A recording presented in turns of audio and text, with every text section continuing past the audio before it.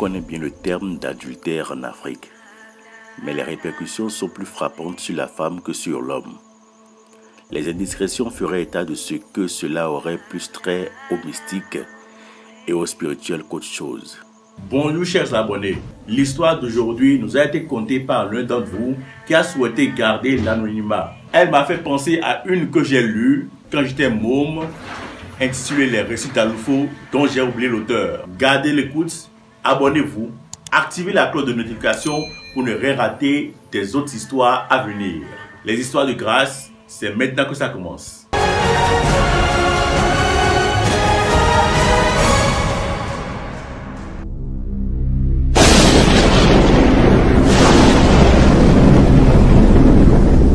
Il était une fois, dans le royaume d'Alada vivait un homme nommé Komlan. Komlan est un homme droit et tellement serviable que tout le monde l'aimait dans le village. Il n'hésitait pas à venir en aide à qui le souhaitait. En gros, c'était le mec parfait.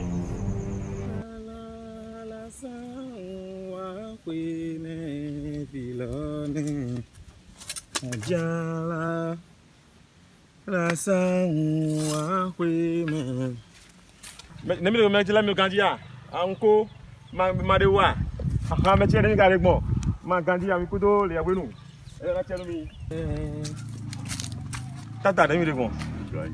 Nka ko bi tata. Ko to e dagbe. Oh, nemi de bon. Amaro kanji mi. Kan tata. Ya de gbon boron wuli boron mi gbon. Mo gbe na wuli boron gbon. Tata mi. Para mo asi dagbe. Ami tata. Asi de an wuli boron we. Ami. Kaka igbo ko sa o. Amo. Ami tata. Ami. Amaga mo ami na mo asi nou e. Tata ami. Asia. Yo tata. En tiens mi. Mais notre ami Komlan avait beau être gentil avec tout le monde, il n'avait pas encore trouvé femme à épouser. Malgré toutes les demandes et les propositions, il clamait à qui voulait l'entendre que celle avec qui il devait passer sa vie n'avait pas encore vu le jour. Quoi? On se moquait de lui et beaucoup pensaient que son allumette avait pris l'eau.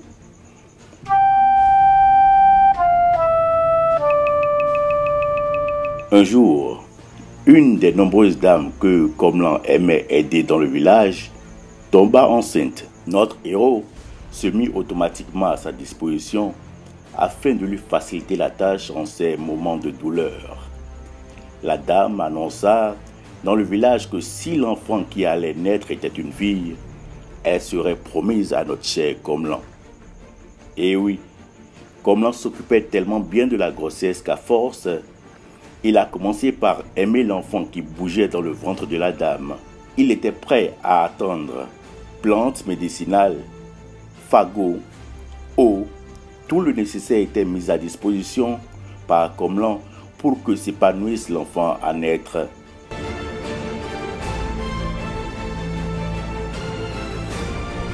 Lorsque l'enfant naquit et que le cercle de la famille s'agrandit, le cœur de Komlan tressaillit de joie.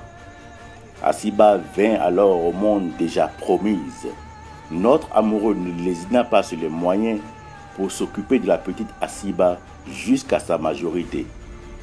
Asiba était belle, une démarche de gazelle, une très belle démarche de gazelle et un teint qui faisait pâlir le soleil. Tous les hommes se retournaient sur son passage et les jeunes femmes la jalousaient. Vint le jour où la promesse fut tenue.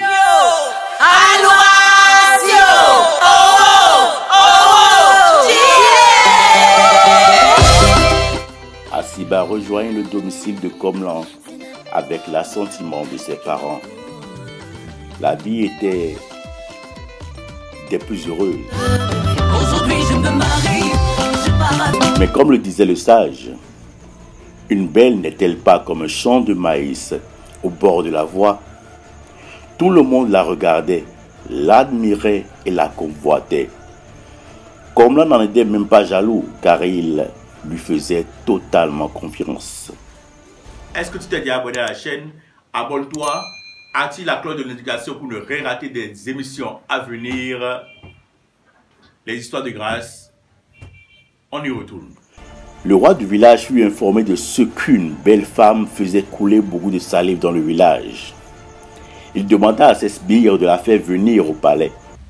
Mais Vikani, d'agbe néo, bon, mais bino de roton d'owe de tout homme. Il pleura nuit. Hosuji, et kakoda sume.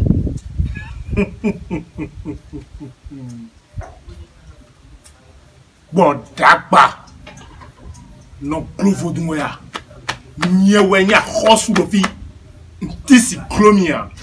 Il pleura nuit d'or. Ce qui fut fait. À sa vue, toutes règles de bienséance quittèrent le souverain qui commença à lui compter fleurettes.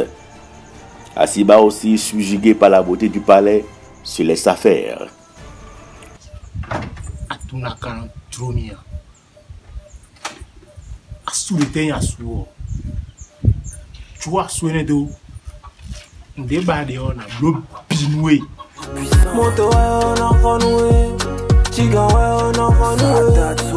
Nous vit là-bas de on a quoi de celle comme noué. De retour chez elle, auprès de son mari Komlan, ses pensées voguaient vers le palais.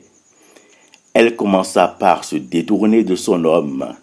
Ses caprices devenaient de plus en plus insupportables. Mais Komlan demeure tranquille et continue de clamer son amour pour sa belle Asiba. Un jour, alors qu'il était au champ, on vint lui annoncer le départ de sa femme. Oui, elle n'était plus là.